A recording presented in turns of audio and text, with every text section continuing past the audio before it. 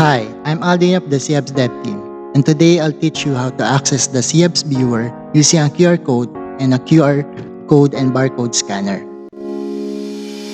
Open the QR code and barcode scanner app on your mobile phone. Then scan the SeAHABS Viewer QR code.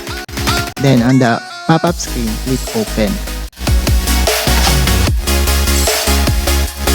Now the SeAHABS Viewer will now start to load.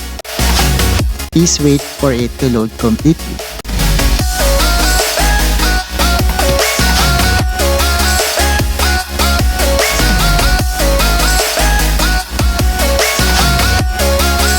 Once it loads completely, a splash screen will appear. The splash screen is for announcement about SeAHABS Viewer. After reading it, click OK.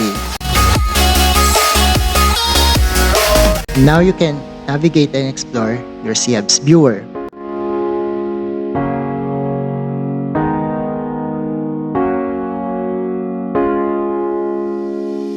And that's it. That's how easy to access the SeAHABS Viewer using a QR code on your mobile devices.